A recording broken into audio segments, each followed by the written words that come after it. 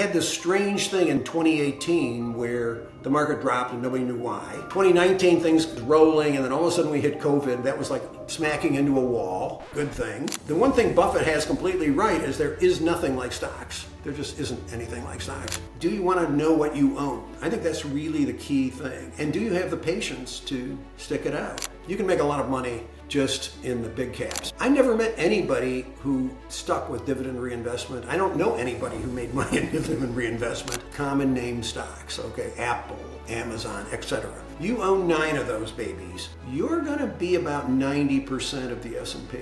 How do you beat the S&P? By buying more stocks? I don't think so. I don't think, buy 1,000 stocks? No, by that time you're diversifying to the point where you could never beat anybody. I wake up every day glad that I was born in a place where I could buy stocks. It's a wonderful way to make money and get rich. Finance your children's education, finance whatever you want to finance. Investors, welcome back to another go-round of Masters of the Market. Now this week, I'm incredibly excited and honored to have on with me John Lowe. He's been a man on Wall Street for quite a few decades. So John, I want to welcome you to Masters of the Market. Thank you for joining me. But I want to pass the first question right over to you and just get started here. What exactly is the John Lowe story?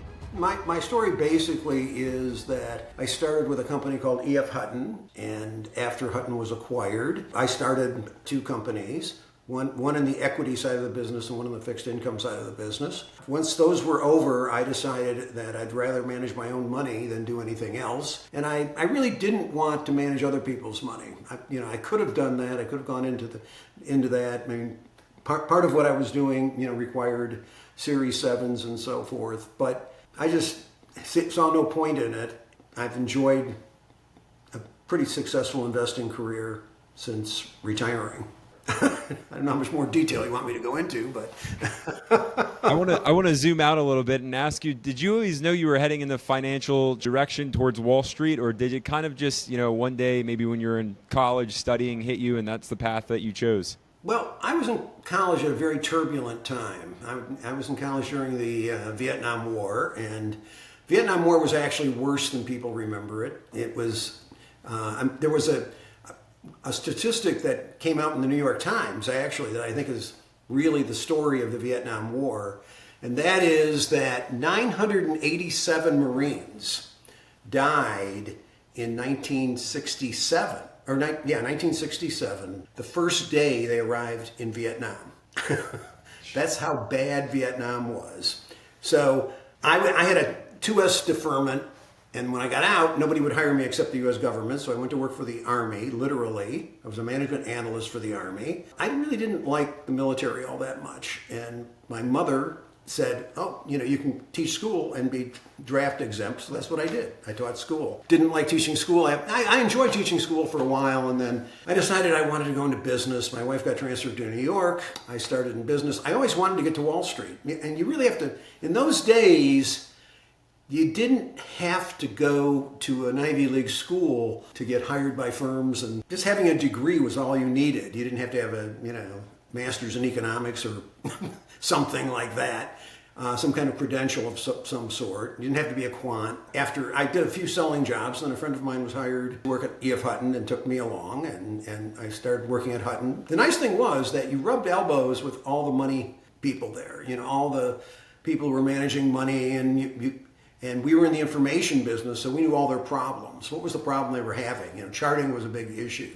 in those days. There were a lot of technicians, there's still a lot of technicians out there, and it was very difficult. This was back in the Stone Age when dinosaurs still ruled the earth, and things weren't digitized. And in fact, the big problem in the business was the computers couldn't keep up with the market in those days, and they failed very easily. A lot of times, the brokers in these remote offices would suddenly have nothing. They'd have their machines were down. They had to put trades in. They were copying trades on a piece of paper and putting them in later. And all. It's just amazing how bad it was. And a lot of it was that there just was not a system that could actually handle it. IBM wasn't interested in the business at all. DEC Computer was sort of interested, and there was a company called Quotron that eventually was able to at least stabilize the business. But then a weird thing happened. Walter Wriston, who was the president of Citicorp and probably a complete idiot, decided that the world was all going to be information in some kind of general way. Information was the most important thing, and so on and so forth. So he bought Quotron, and then he left. Then, of course, he retired. And they decided to use Quotron as sort of a cash cow because they didn't understand the business and had no idea what they were doing, which was typical in the business at the time, in the information business. And so they used it as a cash cow, and the computer came out, and it was like to them, oh, what's a computer? Who cares? No, that's not a big thing for the future or anything. The personal computer, I mean, we're always going to have terminals in the work environment, not computers. Everything's going to be stored at the head end. It's not going to be, well, eventually that was the end of Quotron. And we were to a great extent responsible for that. And so that's why my company was very, very successful because I'll tell you, just like everything else on Wall Street, you have to look at your moat, and you have to make sure your moat is wide and deep, and you don't have people getting into your castle. That's all there is to it. So it's kind of a good lesson from that standpoint. I'm interested to know from your perspective. I mean, you've spent literally decades on Wall Street, and all of us retail investors always hear that those on Wall Street aren't really to be trusted. I'd love to get your opinion on that. I think most firms are very trustworthy because the government forces them to be trustworthy. I mean, they don't run afoul of the SEC or whatever, SIPC in the day, or I think it's FINRA now. But and individually, I think where they're not to be trusted is probably on a lot of the judgments that they make, and where they assume the role of sort of high priest of investing and stuff. That's where you have I would have a problem with them. And even when I was selling to them, there were only a few that really truly were successful. This is back in the Peter Lynch days when Peter Lynch was running the Magellan Fund out of Fidelity. And Peter Lynch was very successful, now unbelievably great investor, one of my favorites actually. And there were a couple of other guys, and they always had the same personality, which was they were very reclusive, they were very private. They wouldn't tell you what the hell they were doing. You had no idea what they were, and they were successful. They were, and they invested in ways that were obscure. I mean, very obscure. Can't remember the gentleman's name, but I sold to a company called Loomis Sales way back in the day, and there was a money manager that was their big star and stuff, and he used to go on Louis Rukeyser's Wall Street Week, which is this is really old time stuff. I was listening to it, and at that point in time, I wasn't all that knowledgeable, but it's like you couldn't understand what he was even talking about, how he was making his decisions or anything else. It was like this arcane science that was done in some back room, and a lot of Wall Street was very, very much like that. There weren't that many books that were written at that point in time. They didn't want their secrets. They wouldn't share their secrets even with fellow employees, how they were investing and so on and so forth. Buffett was a little unusual in that, after he became successful, he actually did kind of come out with his little, this, that, and the other, how he did stuff. But like I say, I don't think he really follows his own prescriptions when you look at it. Except for the fact that, as I mentioned to you earlier, patience is his big thing. One of the books I read, not way too long ago, was the little book, I think it was called The Little Book That Beats the Street by, I can't remember his name now, Goldblatt. And in it, he says there's one thing that Wall Street does not have, and it's patience. They do not have patience. I mean, if you're managing money, they will call you every month to ask you why you underperform the market. Okay, if you underperform the market. And if you overperformed it, they'd call and give you a nice congratulations and stuff every month, if not every day. Because, if you've got, $300 or $400 million tied up with somebody, you're on top of them every second. So everybody's thinking, okay, what are things going to be like tomorrow? Forget next week. And I mean, the average investor in the U.S., I think, only holds on to stocks from 3 to 6 months. They'll buy a stock, and which is just crazy to think about. And as you're speaking, I'm almost thinking about just how many investors lack patience today. And on the converse of what Wall Street almost used to be like. Like you had some high-class, successful money managers that were very reclusive, as you shared. I feel like today, no one's really reclusive, and everybody's got the secret to how to, get rich by Tuesday, as I always say. I'd love to get your opinion here. What do you think in terms of the best strategy or the best approach these days is for getting into the market and starting someone's investing journey? I guess the first thing you have to do, and I watched some of your programs, and I think you do have to understand the S&P 500, and you have to understand whether or not you're willing to take the time and effort to beat that, or the QQQs or the XLK or whatever index you like. And if you're willing to do that, then you really kind of have to commit yourself to figuring out a theory of the case where you can go in and beat the market. And you're probably not going to do it right away. You're not going to do maybe in the first few years. But you have to kind of dedicate yourself to, it's kind of a question of, do you want somebody else to do it or do you want to do it yourself? And if you don't feel comfortable, you don't feel like you can do it yourself, then don't. Because you're going to lose money. You're going to start out by in fact, most of the stories when I do talk to people here, and I'm in a retirement community, about investing, they'll always tell you the same thing. Always.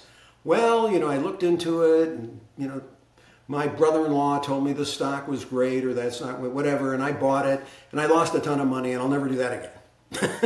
That is about 90% of the people I talk to and stuff. There's a few that's, and some people, do a little hamsy type of thing. They either index or they use a money manager for what they're doing, and then they buy a few stocks for fun. But I'm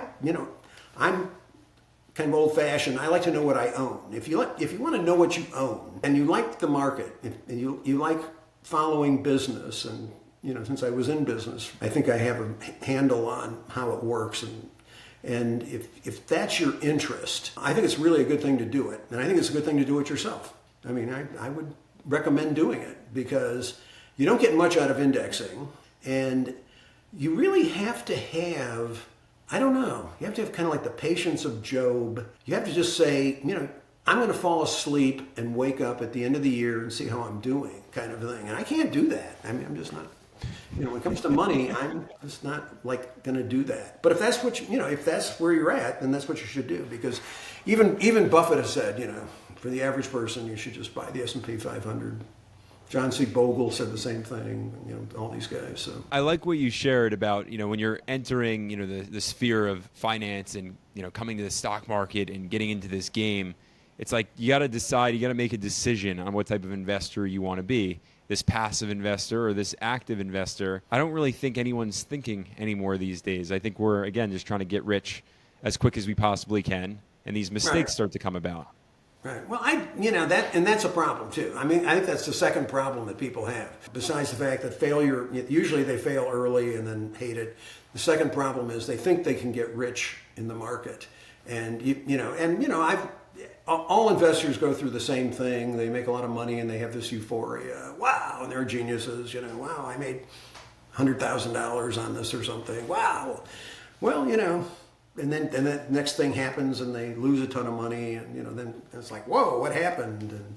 And that's ruined my whole week or month or whatever. So you have to go through, and everybody has to go through that period. I don't think anybody starting out in the market can avoid it. I really don't.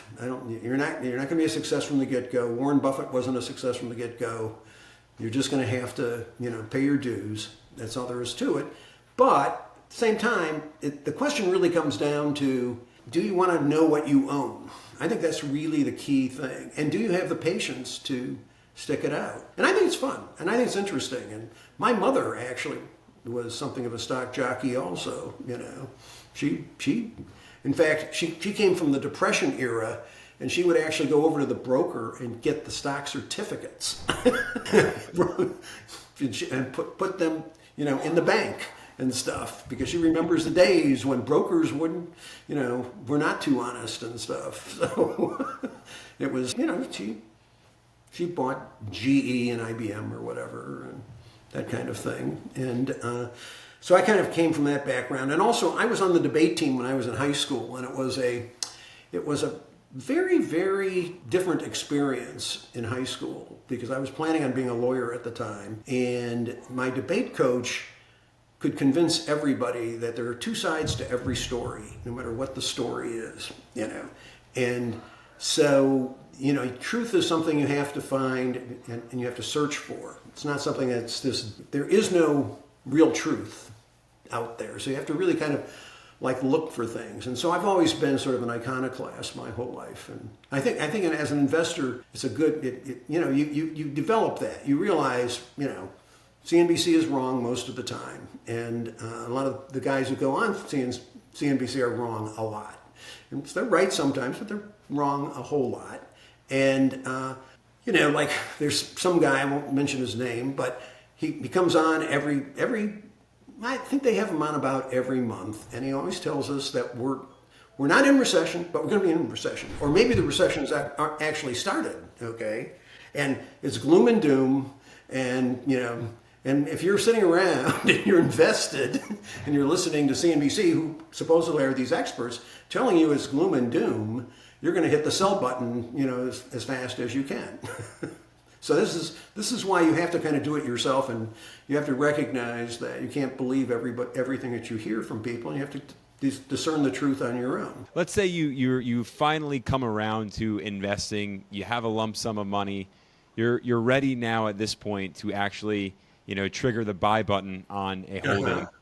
Where exactly should the new investor begin? Well, I think what you need to do is you need to look at history to a certain extent. So you need to take a look at a stock, and I wouldn't hit the buy button. What I would do is I would get an Excel spreadsheet, which everybody has, and they actually have a great feature on that, which I'm not sure everybody's familiar with, but under data, you can actually track stocks. I mean, you can put in and it'll give you the price of the stock. And so it's very easy to test drive any portfolio that you might want to build, whether it's one stock or 5 stocks or 100 stocks. So I would tell people to test drive for at least a quarter and see how you do. See how you do again, period, and see how you do against the indexes, and how successful are you in your choices. And you can do a lot. You can even buy Bitcoin and gold and whatever else you want, because they now have ETFs for just about everything. So you can do a little test driving, and then if you find that I like this, I have a bit of a knack for it, and I think theoretically I think probably you'd be following a fundamental approach, and it looks good, and I like that. And maybe you did the Peter Lynch thing and discovered that Texas Roadhouse was, put a restaurant right around the corner, and you enjoyed it and went there with your family, and it was great. And then you said, I'm going to buy some Texas Roadhouse, which is, old Peter Lynch concept. And you bought the Texas Roadhouse stock, and then discovered that it beat practically everything else on the market. So, wow, then so that might suddenly give you some confidence to go forward and actually then make some sale or make some purchases. And, but you do have to figure out, okay, when am I going to sell this thing? And if I sell, a lot of problems with selling is you sell it, and then what are you going to do with it? You got your money, okay. I mean, I once used to ride the train with this gal, and we used to talk stocks all the time, and this was back in the day when Cisco was a big stock. And I was telling her all about Cisco and how I had invested in Cisco and made all this money, and typical bragging kind of thing, and bought Cisco. And her whole goal was to buy a new refrigerator and washer and dryer. That was her goal, which is great. I mean, to me, that's a good goal. And that's what she did. She made money at Cisco, she sold it, and she bought some appliances with it. It was just okay. So you have to kind of figure out what you want to do when you are successful and you want to sell things. I mean, for me, it's really just at this point in time, it's just fun accumulating money. I mean, I really, it's just I love winning, and I enjoy the game. So for me, it's more that kind of a thing. I'm decent at it, so. And like I say, I just don't like not knowing what I own. If you own the Qs, and then there's stocks that I just don't like. I mean, I don't really like Tesla as a stock. I actually bought Tesla, made money in Tesla, sold Tesla, not in the last 4 years, obviously. But I don't like Tesla as a company. I don't like the concept anymore. And Tesla's a big part of the Qs. It's a big part of, I mean, it's 3% of what you're buying is Tesla, and there's other stocks I'm not crazy about for various reasons. A lot of mediocre results in indexes, and you can really, hit some home runs when you pick stocks. So I was going to say a lot of investors. That's a stock jockey approach. A lot of investors, as from what I've seen on YouTube or even having others here on the show, they always talk about building this investment foundation with, say, the S&P or some index, and then having individual stocks on top of that. Would you recommend that approach, or would you recommend just going and loading up on individual stocks? I would definitely, if you have the money, I would definitely recommend that approach, because if you own both the S&P and stocks in your portfolio, you can compare how you're doing versus the S&P in a real way. You can obviously do it on a spreadsheet where you test drive the whole thing, but there's nothing like dollars and cents to get your attention and stuff. So no, I'd recommend that. John, is there an ideal number in terms of a holdings count to have in a portfolio? I know when we were speaking just before the call here, we were talking about, you're an investor with not as many positions in the portfolio, and you really love to understand the companies that are in there. And there's a great debate out here, which is how many stocks to actually own. The ideal perspective from a risk reward, if you're more interested in reward than you are in risk, would be, I think, 4. That would probably be, 1 would be good. I have a friend who made a fortune with 1 stock. So you can do it with 1. You have to keep in mind, and I believe I got this from Goldblatt, but it might have been someplace else that I was reading. If you own 9 stocks, you're probably 9 large cap common name stocks, okay, Apple, Amazon, etc. You own 9 of those babies, you're going to be about 90% of the S&P. Now, you might have a combination that gives you, 110% of the S&P, or 90%. You're going to be around there, okay? So you're actually buying the index without realizing you're buying the index to a certain extent. I mean, one of the secrets of the indexes that you never hear about is if you look at the top 10 holdings in the Qs, and you look at what the percentages, about 60-70%, maybe a little bit more, is the Magnificent Seven, what they call the Mag Seven. The Apples and the Metas and so on in the world. So that's what you're really buying. Now they have in the case of the Qs, they have 90 other stocks, okay, because it's the S&P top 100, okay. But the point is that you're really buying the whole thing. Now you can't, when you think about it logically, if you buy more stocks, you instead of being 90% of the S&P, you're going to be 96% of the S&P, or 97 maybe, which sounds good because the S&P makes 20% that year. Okay, great. However, you want to beat the S&P. How do you beat the S&P? By buying more stocks? I don't think so. I don't think, by 1,000 stocks? No, by that time you're diversifying to the point where you can never beat anybody. You're going to have to go the other direction. You're going to have to own fewer stocks. Buffett never owned a lot of stocks. Warren Buffett, the greatest investor probably ever, 4th or 5th richest man in the world now, never owned, he bought, like his portfolio used to have 6 stocks in it or something, 7 stocks maybe, he did, in those days you didn't have the Magnificent Seven, you didn't have stocks that take up as much room as the ones, this is just incredible. You didn't have $1 trillion capitalized stocks, he was buying stocks back when they were $1 billion was a lot for a company.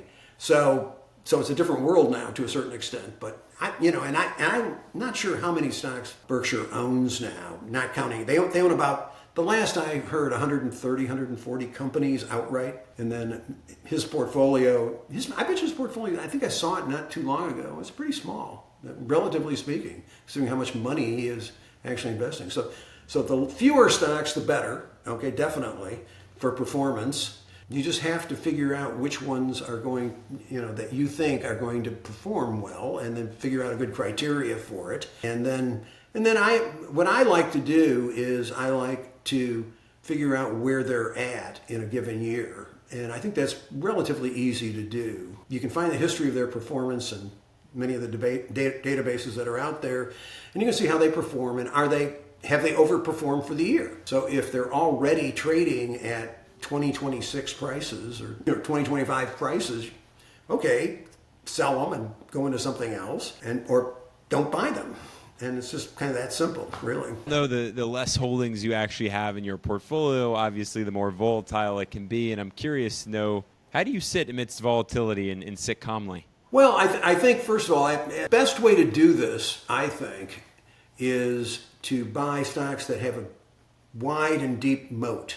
Okay, so you're going to buy the top guys. You're not going to put it into some obscure pharmaceutical or technology stock that you don't have any idea what the hell's going on. Okay, now you don't know what you own. But if you buy, say, Amazon and Meta and Apple and Microsoft, those kinds of companies, big cap companies that have that a moat, and you think maybe for one reason or another they're going to be successful. You only need like 4 of those generally to outperform.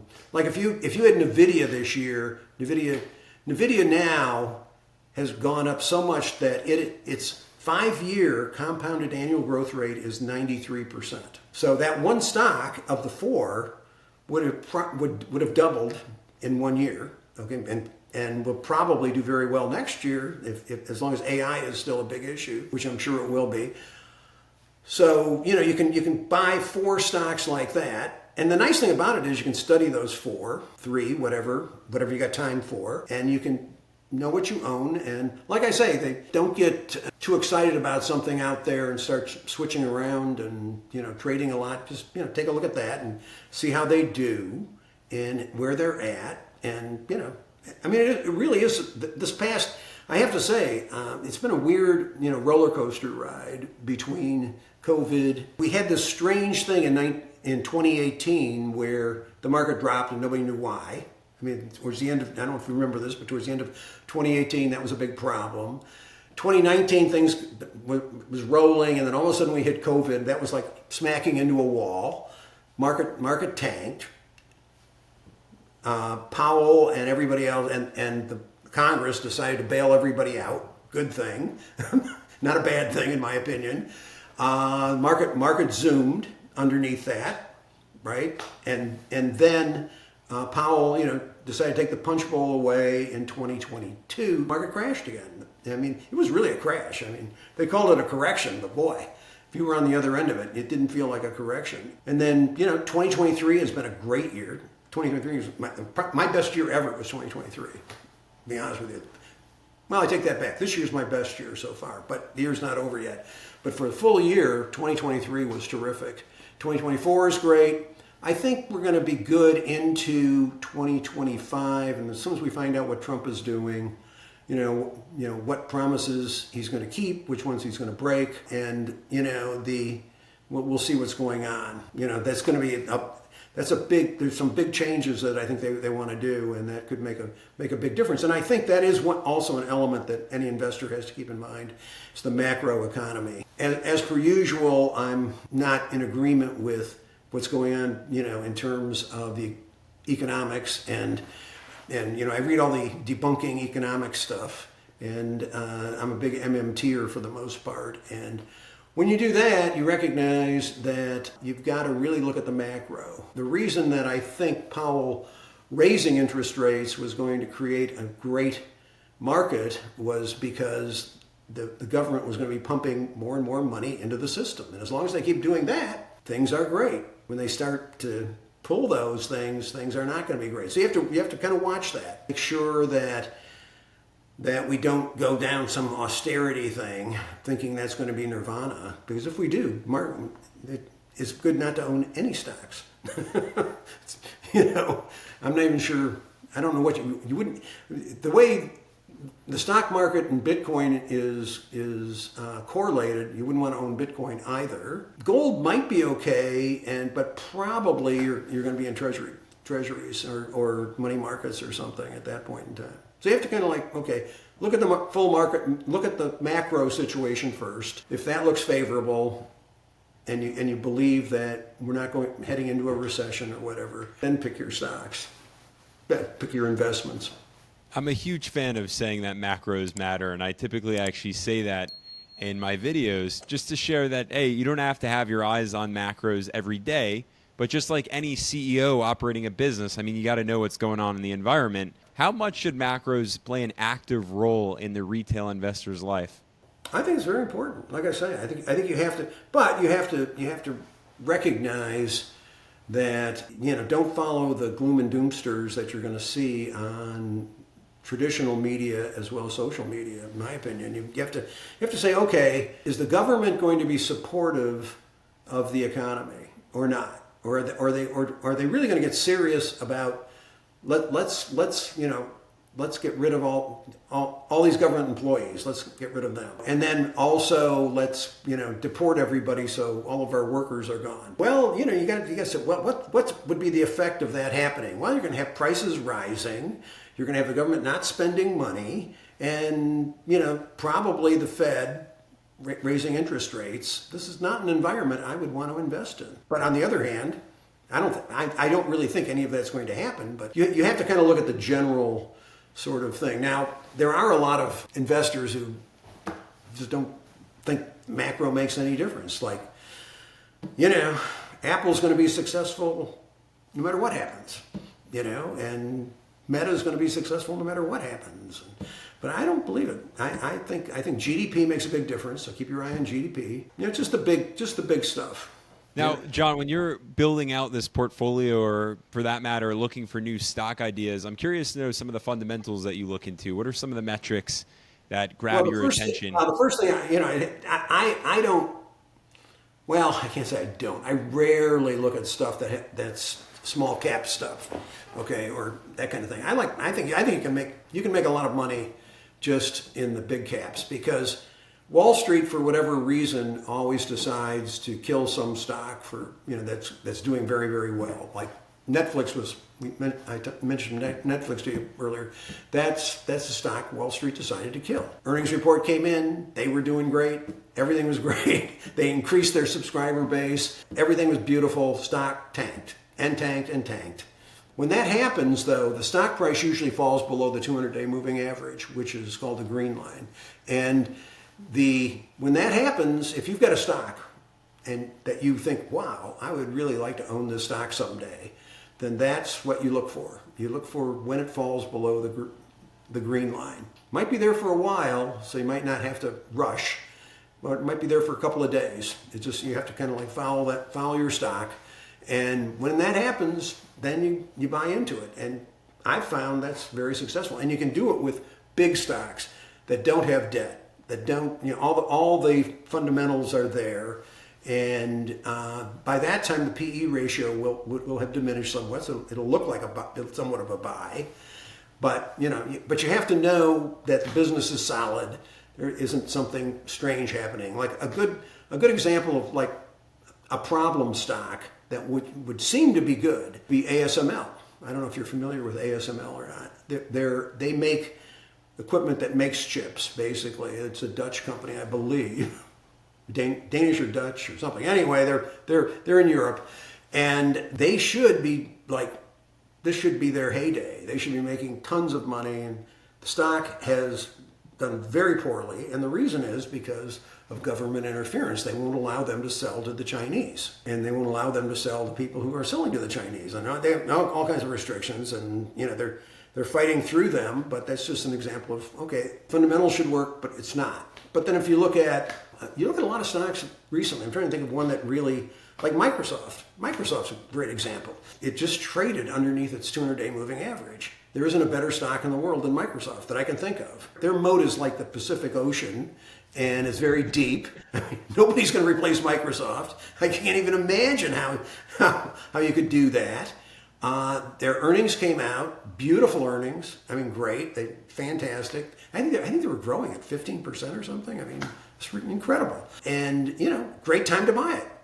It's not, and I think it's even down. It's not down for the year, but relatively it's down. It's like 15, 16, 17% year to date, where it should be at least 20. I mean, the S&P is 25 or something, and so on and so forth. So it should be doing much better, but it's not, because Wall Street's thinking they're spending too much money on AI. So they're not making a lot of money, but it'd be a great time to buy that one. And what is your risk in buying a big cap stock like that? I mean, where's your it's not like, okay, you're going to wake up and Microsoft's going to be bankrupt tomorrow or some crazy thing. I mean, Microsoft will be there forever. I mean, and the guy who runs Microsoft, whose name escapes me right now, is just terrific. He turned that company around. I owned Microsoft back in the good old days when Gates was running it. And I waited until they paid their first dividend. They paid a big dividend, and Gates retired, and then the stock literally stayed the same price for about 5 years. In fact, I could show it to you probably on a weekly chart or on a monthly chart. It was Ballmer's era. I mean, terrible CEO. Sure. I was going to say the Ballmer days. I don't think there were worse days for Microsoft. There weren't worse days. The stock went up like 5 points or 6 points as soon as he announced his retirement, which at that time was probably about 10% or 15% or 20%. He announces his retirement. Boom! The stock goes up. And and since then, like I said, I can't remember the guy. I should know his name. At any rate, the guy who took over for him, put everything on a subscription basis and blah blah blah blah, and it's just an incredible stock. And it will make it. Now what I do in a case like that, just to give you a little inside baseball here, I take a look at the compound annual growth rate for a stock like Microsoft, which, by the way, you can find very easily in a lot of databases. I'll send you a note on it if you want. At any rate, it's very easy to find the compounded annual growth rate for 5. I like 5 years. Some people like 3, some people like 10, some people like 20. But I think 5 is good because, in this case, it knocks out 2020. 2022 is there, but it's not there that badly. So take a look. Okay, it's probably, if you look at Microsoft, their compounded annual growth rate, I would guess, is 25, 30% a year. Now, which, if you think about it just from a logical standpoint, that's incredible. Sure. That means if you had bought Microsoft 5 years ago, okay, you would make 25 to 30% on your money each year, compounded. That's compounded, okay? Now you could buy Bitcoin. You wouldn't have. Bitcoin maybe would have done as well. I don't know. This crazy thing, but if you bought bonds, you're nowhere. And I mean, you're barely ahead of inflation probably when you really look at it. It's like. The one thing Buffett has completely right is there is nothing like stocks. There just isn't anything like stocks in the world. And, I wake up every day glad that I was born in a place where I could buy stocks. It's just, because it's a wonderful way to make money and get rich and not necessarily get rich, just to finance, your children's education, finance whatever you want to finance. It's just a wonderful way to do it. It's down. It's not going to make us 25. It may not make us 25. We're in November now. It's almost the end of the year, right? So it should be 8%, 9%, just logically higher than it is. So I got a question for you in this case. So if we're waiting for stocks to get down to that buy level, right, that green line, if you will, which would be the sweet spot, in the interim, in that interim period, should we be dollar cost averaging anywhere? Or a lot of investors say, of course, the classic adage, to have time in the market, not to time the market. But would you come in and say, no, it's better to have patience, wait for that buying opportunity, and then go all in? Yeah, I'm supposed to say that. But to tell you the truth, I'm trying to think if I ever met anybody who actually did that. It's sort of like people with dividend reinvestment. I remember this woman used to be on TV with a commercial on dividend reinvestment, and it's a wonderful thing, you can get rich.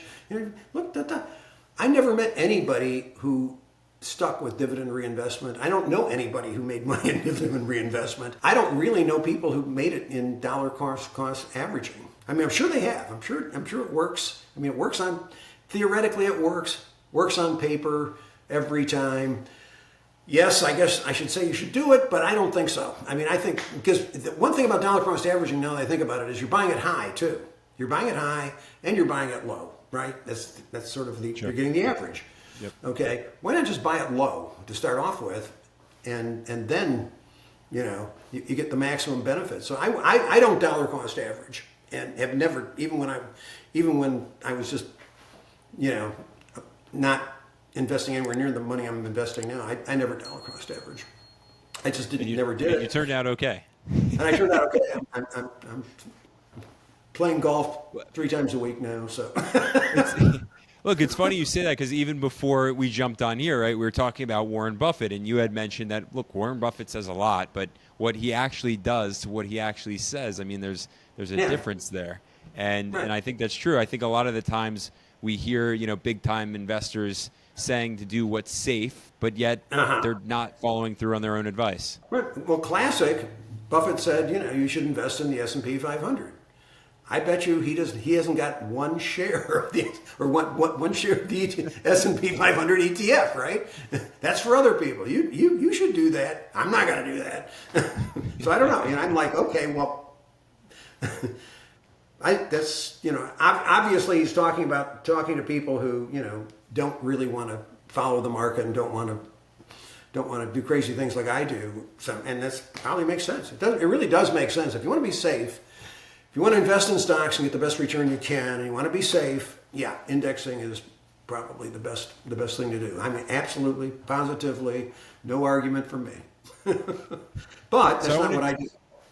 I want to jump into your personal portfolio a little bit and just ask you for 2 of 3 of the top stocks that you have that excite you or that you're really bullish on at this point in time. Well, there's a lot that I'm really bullish on. So it's a little. I mean, I really like Broadcom. It's one of my very, very favorite stocks, and I could tell you some war stories on Broadcom that would just be unbelievable. But the guy who runs Broadcom, Hock Tan, is just an unbelievable CEO. He's a genius. Just great. I mean, it will be great. In my opinion, he knows what he's doing. He's a very sharp guy. I like NVIDIA, obviously. That's a great, he also a great CEO, terrific guy, and doing a terrific job. And oddly enough, I like Costco a lot. Costco is one of my favorites. And that's a recent acquisition. I think I bought Costco for the first time in February or so. So it was, for me, relatively recent. And Costco, a lot of people don't know this, but Costco actually paid a $15 per share dividend in the beginning of this year. And when you look at their yield, it doesn't even, it's like you kind of have to know that or research the history of it or something, because otherwise it just doesn't show up. It doesn't show up in their yield on a typical screen. But you don't have to worry about that. Costco, nobody's going to replace Costco. Costco is beloved by all of its customers. We're waiting for a Costco to get put in close to us here. Can't wait. There are places in China where Costco has opened up stores, and there are 100,000 people waiting to get in. I mean, it's just, it's a no-brainer, really. And then, like I say, I like Microsoft. I like Meta. I mean, I got a whole list that I could tell you. And I own most of those, but to varying degrees. It just depends on where they're at in the spectrum. And sometimes I sell out of them, and because they've gotten up above where they should be. If they're actually showing prices for next year, and I'll just sell them and rebalance the portfolio, and then buy them when they dip, which they will. Practically everything dips. Maybe NVIDIA won't. I don't know. Costco never dips very much. And Costco's incredible. It sells out of, I don't know, I'd have to look it up, 45 PE ratio. Now it's probably 55. I mean, it's just ridiculous. And it's always expensive. And that's the other thing you have to recognize. Sometimes you just have to buy a stock even though it hasn't dipped, but you just see it as being such a winner that you just can't pass it up. I just recently bought Bookings Holdings, and I bought it at about 3,200, I think, something like that, and it just hit 5,000. So it's an expensive stock, no doubt, but you might be able to, on Robinhood, you might be able to put like $10,000 into it and get what do they call those? Whatever it is. You can buy just partial shares. They sell partial shares on stuff. So it still would be a good I think it's still got a ways to go because it was very undervalued. It had gone through a long period of the stock was declining while the company got killed in COVID, and then it's been ramping back, but it's kind of under the radar. And I think shows like yours are a good thing to watch, and look for stock tips and look for something that might be good in terms of that. And I'm always on social media. There's several shows that I watch, and some of them only from time to time, and but there's a lot of good information out there. Like one of the stocks I did very well with last year was Supermicro. And Supermicro had a great year, and it lasted until it got put into the S&P 500, and then they actually had a bad earnings report. I'd gotten out of it, long before that because it just went up way too much. It was like being valued at 2028 or something. It was crazy. And then, of course, now they've got all kinds of accounting problems, and it's probably going to get delisted in a few days. Wouldn't surprise me if it's not going to go down to a penny stock kind of thing. But it's so you do have to kind of watch it when you're looking at things. But one of the sites that I went to explained why they're having problems. And like I have read articles in the Wall Street Journal. I've read articles in the New York Times. There was an article in CNBC. I think maybe on the pro side, the paid side of CNBC, explaining Supermicro. None of them got into what the real problem is. So I'm really very. I mean, like Google is also one of my favorite. Alphabet is one of my favorite stocks. I don't own that much of it, but it's one of my favorites. And the reason is because YouTube is just incredible. A lot of people don't know, but YouTube is the second most watched thing on the internet. No, I think it might be the first. No, I take that back. It's the first most watched thing on the internet. Netflix is the second. So it's like, it's incredible. It really is just, it's something that,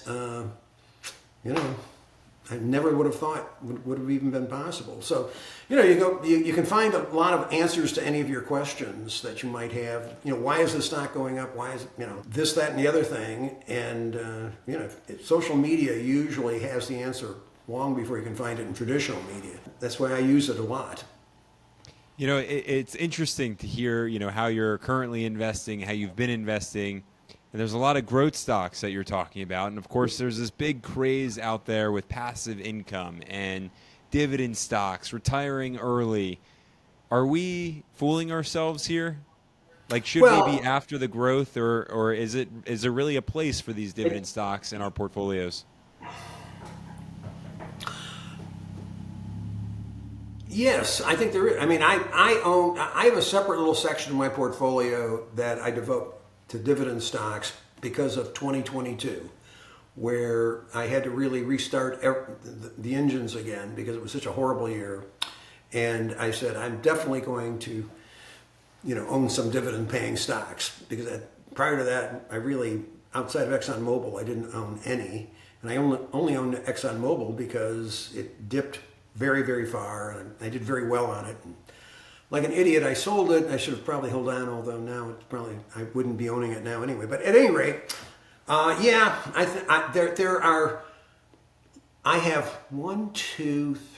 4 dividend stocks that I really like. Okay, and I like dividend and growth, like ABBV, the symbol ABBV, great dividend stock. It's probably paying now 3.5%, 4%. I wouldn't go crazy in getting a dividend of 5.5%, 6%, and not getting any growth. It's just not me, but I'm not sure that's a good deal. I'm just not sure it's a good deal. If you can get a stock that gives you 3.5%, that might be enough dividend, for you in terms of doing it. And pipeline companies, there's some pipeline companies that are very good. Your viewers can look them up. And some are great. And I own one that's great.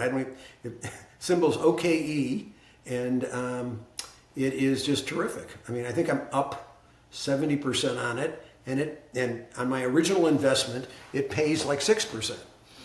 So you can find both dividend paying good dividend paying stocks that J.P. Morgan. I bought J.P. Morgan as a dividend payer way back when, and I'm up like 70% on that now over 2 years, or less than 2 years.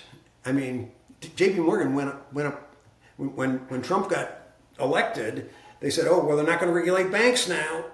All that bank regulation that was keeping J.P. Morgan down. I mean, I didn't realize that was going to happen, but and I've held on to J.P. Morgan as a dividend payer because it had great growth and it paid about 3%. One of the things I always do on my screen is I always put my gain, P&L, and right next to it I put how much dividend it's paid, and just add that to it. And a lot of times dividend payers do better than even growth stocks, but sure. The right ones will give you enough growth and still pay a dividend. But I'm not. Although it's had a great year, I'm not. I don't buy like tobacco stocks and the traditional dividend payers. I used to at one time. That's quite a while ago. I suddenly fell in love with Verizon and AT&T because they paid such a huge dividend, and that didn't end well. So I'm not I'm not a big guy on dividends. Sure. I'd love to ask you, as of the latest trend, it's like the covered calls and the option-oriented ETFs. What's your take on those? Are they necessary? I'm not a fan, and the reason is because, like I say, I like to know a little bit about what I own anyway, and I do not understand those strategies. They're probably great. People who do them are geniuses and they really know their stuff, I'm sure. I know you had somebody on that did that. J.P. Morgan has one that's that's big, huge one of those, and it's doing pretty well this year too. But I'm just not a fan. It's just not my kind of thing. I don't like options, period. I've used options. I've played around with options many times in my career, and I'm trying to swear off them. I wish there was like an Alcoholics Anonymous for option traders. Options Anonymous. Yeah, Options Anonymous. That's what we need. Start that. That's probably get a lot of. The new Tuesday show, Options Anonymous, for those of us who are addicted. Yeah. That's right. I don't know. I've done covered calls and lost money. It's like, you can't lose money on covered calls. And then, I'll do a covered call on Microsoft. Microsoft goes up 20 points and I've made my little premium. I'm going, dong. So I'm just not a fan. I'm just, I'm trying, like I said, I'm trying to swear off. It's sort of like Warren Buffett was talking about airplane stocks, and he said, he would have shot the Wright brothers down at Kitty Hawk if he had been there, because he lost I don't know how many billions on TWA back in the day. It's like there's certain things that you just don't want to fool around with. And then he bought another. And then he made that. He did all that happened, and then damn if he didn't buy another airline stock and lose a fortune on it. It's like, sometimes you just can't help yourself. It's just amazing. But the addiction speaking, right? yeah. And with options, I have to admit that's if you can, there are people who swear by them, and there are sites that just do great, and they do condors and spreads and all this great stuff, and it's just very successful. Not me. Never. I tried it. I think everybody probably who really gets into the equity trading business, has to dabble in options at some point. It's irresistible, because your leverage is so great. And I have to admit, the one exception to that is one of the guys who worked for me years and years ago had started a company and had a falling out with his partners. The company was sold, and he picked up a check for about $3 million. And so he decided he had to invest. And he and I used to go to lunch and we used to talk about stocks all the time. Okay, and he'd have like 20 stocks on it, 30 stocks on his screen, and that, on and on and on. And I'm going to invest in stocks. I said, okay, what are you going to do? I'm going to invest in Dell. And I'm going to buy the stock, and then I'm going to diversify because I'm going to buy calls also. I'm like, what? You got to be kidding me. But Dell went straight up. And he made a ton of money on it, to say the least. Now, he did get killed when Dell fell somewhat a little bit, but he managed to get out with a lot of money on the thing. So you can use it to, on the leverage side.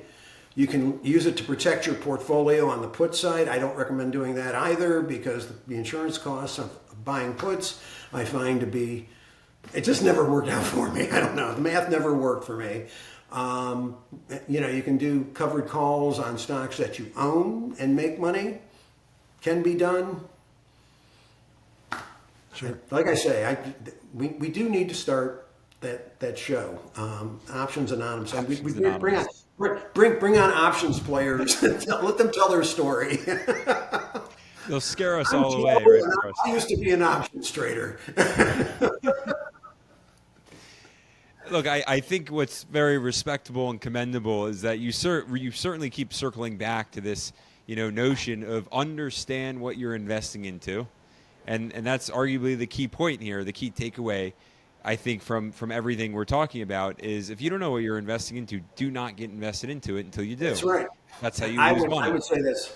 Yeah, I mean, Buffett says this all the time. Also, so does Peter. All the greats, they all say that, and it's absolutely true. And believe it or not, I actually sold my system to Bernard Madoff. I never met.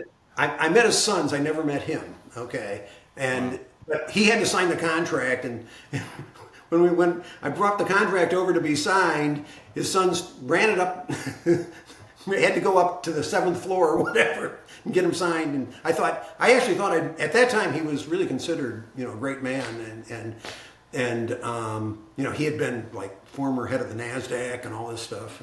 The market mover himself. I wanted to meet him. Yeah, I actually wanted to meet him, but you're not going to meet him. Forget it.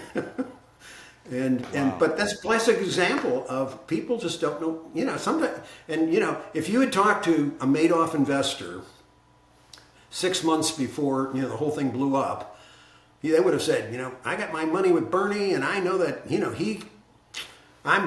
he's rock solid, and, he's very well known on Wall Street, and safe. But they didn't know what they owned. They had no clue what was going on, obviously. And that's the way I kind of feel about, even the index world. I mean, I know what's going on in the index world. I don't think theoretically it works very well. I don't think they're going to all fail or anything. I don't know what's going to happen, but it's sort of like, it's the way, I guess because I'm an old timer, it's sort of the way I feel about crypto. I just think it's not going to come to a good end. I don't know. I've been wrong. I've been wrong about that, but I don't know. It's also the notion, though, that if it's, sounds too good to be true, it usually is. Yeah. It's really funny because a couple of years ago, I was talking to, of all people, this gal I was getting physical therapy from, and she was very interested in getting in the market, and she wanted to talk about it. And of course, I talked to her about it. And then I saw her like a year later, and I said, "Well, did you ever really get involved?" "Oh yeah, I bought this crypto and that crypto," and I'm going, clunk. Oh no. I don't know. Maybe she made money on it. It's just, you just never know what happens when you talk to people about investments. They like, I remember I talked to this one guy on my golf group, and I talked. He had never heard of covered calls. Okay. He owned stock, but never did a covered call. Suddenly he decided to write covered calls. I said, well, if you write covered calls, I was explaining to him, you get the premium, and then, you can keep the stock if it doesn't go up certain levels, so you make money that way, but even if it gets called away, you can then buy it back, and, and he was like, that's great. And the only thing he ever did after that was covered calls. It's amazing. It's like, I'm like, I only do them once in a while when the market is a certain way, and now I don't do them at all because, I mean, you buy a covered call on like Microsoft now, what would happen? I mean, what's likely to happen? It's likely to get called. It's likely to get called away, and I'll tell you, honest to God, the timing is always horrible. It gets called away like on a Friday or a Thursday, and then on Monday, boom, it's up 7 points. It's like you look back, you can't even get into it fast enough to make up for the fact for your opportunity costs. So it's Sure. like, but like I say, this guy does it and he makes money on it, and he started to do wild stuff. Like he would he would do them on stocks that had like enormous premiums and stuff. And I said, geez, I never thought about doing that. But so you never know. You might be creating a lot of wild traders out there that you don't know about. I try to keep it Sesame Street simple and Good. Well, I think that's probably a good idea. But even so, it gets out of hand pretty quick. it's the Wild West. I mean, you really don't know. Someone can interpret sometimes what I'm saying or what you may have said on this podcast That's and right. run with it, and you never know what type of monster you're creating. So We're only doing this for fun, folks. This is all just fun. It's educational, and don't do what we do. Already, I see people saying, "Okay, crypto and Bitcoin and options. This is the way." Right. I mean, like I say, a lot of times people like this friend that I was telling you about. Everybody thought he was crazy. I mean, he only bought one stock. That's insane. That is so nuts. It's hard to believe how nuts that is, but it worked for him. And Sure. that's sort of like, I think that if I could say anything about investing, that's probably what I would say. People find their way. They start, they get involved in it, and then they find their way. And they do stuff that I would never do. You would probably never do, but and many times they're successful. Another golfer that I played with was a day trader. He took one of these. You can take these classes that they probably have them online now, but they used to be. You'd go to this room and there'd be 30 or 40, 50, 100 people there, and they'd give you lectures on how to trade and technical analysis and all this kind of stuff. And he took them and he showed me how he did it. It was back in the days when there was, I don't think Scottrade even exists anymore, but Scottrade used to have a system that set you up as a day trader. Day trading requires certain credit, things that you have to qualify for and so on and so forth. And he would start in the morning. He used three things, three analytical, technical analysis things that he used, and damn if he didn't, make every day. He'd make about $1,000 a day doing it, and he was, happy as can be. And if he did it, there's 250 trading days or so in a year, right? You make $1,000 a day, okay, Sure. and he could do it. I couldn't do that in a million years, I mean, I took one look at it and I went, oh my God. First of all, I wouldn't want to sit at a computer every day for as long as he did. Of course, a lot of times he would say, well, I got my tea times at 2, so I got to make my money before 2, between 9:30. We were on Eastern time, so he's in the market between 9:30 and 2. And I don't know how he chose the stocks that he traded, or he liked certain priced stocks.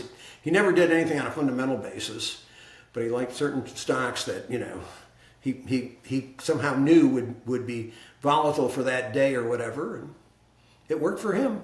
But Sure. I said, There's certainly strategies out there for everyone, and I think to your point, you start investing and you find out who you are as an investor, what you like to invest into, how you like to invest, and sometimes there's success stories, sometimes there's the failure stories. People switch their strategy. Right. And like I said, I think. Go ahead. I want to ask, in that regard, what do you think the biggest mistake that investors are making comes down to?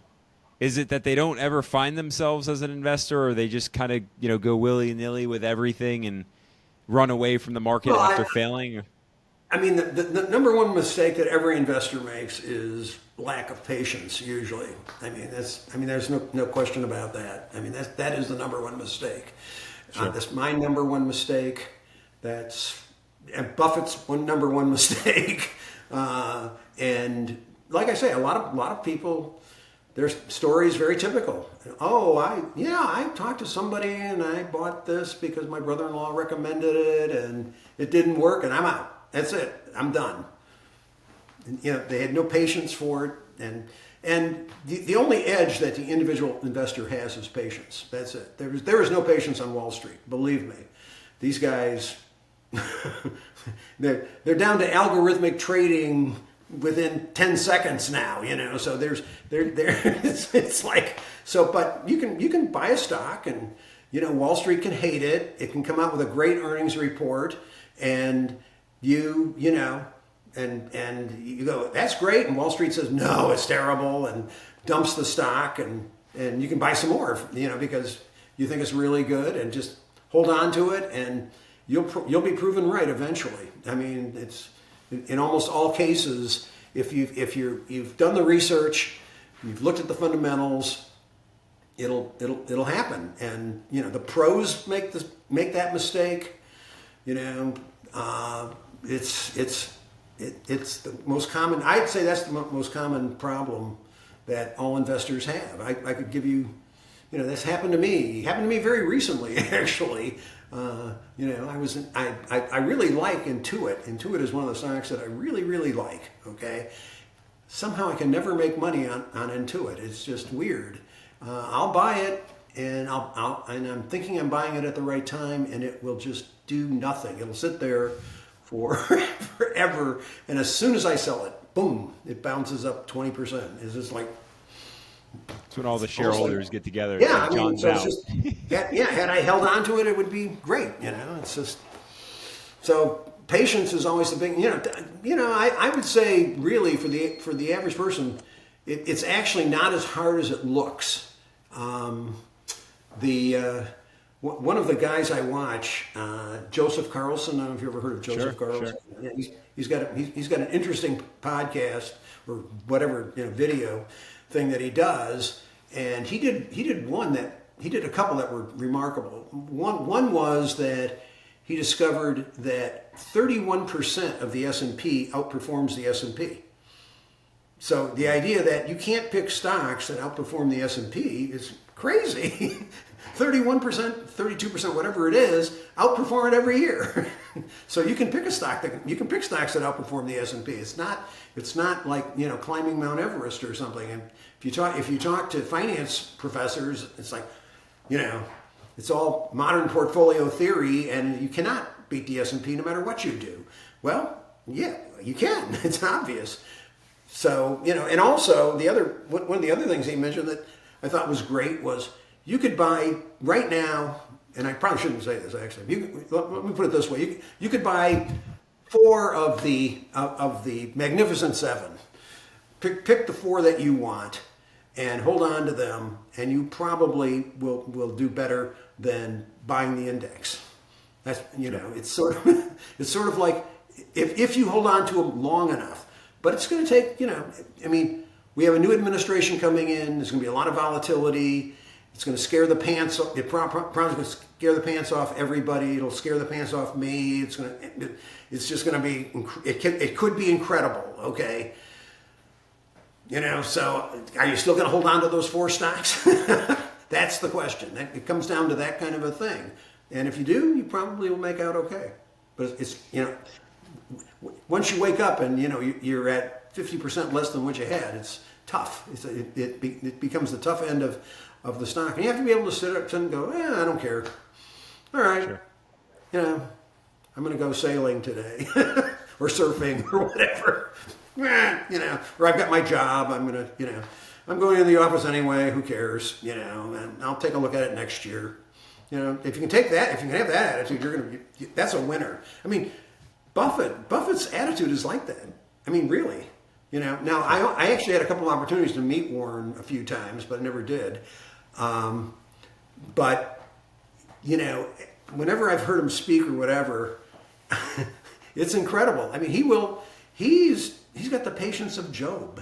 He will buy something and he's taking a look at it, and it's a company making money. They're doing good. You know, they're up. They're making, maybe they're only growing 10%, 15% a year, whatever it is. Cash is coming in. They're getting nice free cash flow. Wall Street hates it. He doesn't care. Just hangs on to it, hangs on to it, hangs on to it. Next thing you know, he's got a huge gain. How did that happen? You know, I mean, it's happened. Coca-Cola was like that. You know, Coca-Cola. I never made a dime in Coca-Cola. You know, and he made a fortune in it. Sure. That's just, it's so. I think patience. John, I think one last. Oh, go ahead. I have one last question for you. It's actually the question that I love to ask every master who joins me here on Masters of the Market, and I'm fascinated for your answer. But if I were to give you $10,000 right now today to just pick a stock, any individual stock or ETF for that matter, but I feel like you'll go with a stock. Something tells me. Which stock would it be, and why? Well, if it was me, if you gave me $10,000, I probably would go with Broadcom. And the reason I say that is because it kind of checks all the boxes. And I really like the CEO. The CEO has just been, I think he's kind of unsung. I don't think anybody, you know, his name's Hock Tan, and most people have never heard of him. But I followed him now for many, many years, and he just makes all the right moves. He likes shareholders. He likes his shareholders. Not all these people like their shareholders. Not, you know, like I could name many, many companies where they don't, you know, the shareholders are just baggage. They're an unfortunate thing that they have to do in order to continue their businesses. But there's others who reward shareholders, and he always pays a big dividend. I mean, he's a technology growth stock that pays a good dividend, and he raises his dividend all the time. He's not afraid to make money and pay the cash out. And believe me, that's great. It's unbelievable. Like look at Meta. Meta's never paid a dividend. You've done very well as a Meta shareholder, right? But they never pay a dividend. You know, sure. They haven't paid out anything. They've got fantastic free cash flow. They sink it into one technology after another, and they don't pay anything out. I think Apple should increase their dividend. I definitely think they better start. Apple's in big trouble that way. You know, Costco pays a good dividend, not a great dividend. But part of it is that Costco stock keeps going up, so it's like the percentage is kind of down. And you know, there's other companies that I think it would be nice to share some of that loot with the shareholders. That would, you know. I like being appreciated, so 10K on Broadcom. Yeah, like a nice check from them. I feel I'm being appreciated somewhat for my having invested money in their company. So, John, I want to thank you for joining us on Masters of the Market. Very insightful. I'm, of course, going to be doing a lot of stock research and some of the names that you mentioned, and I'm sure a lot of investors out there will likewise be doing that same research. But thank you again for joining us here on Masters and Investors. Thank you for having me. I appreciate it. Great. Investors, until next time, we'll see you all in the next one.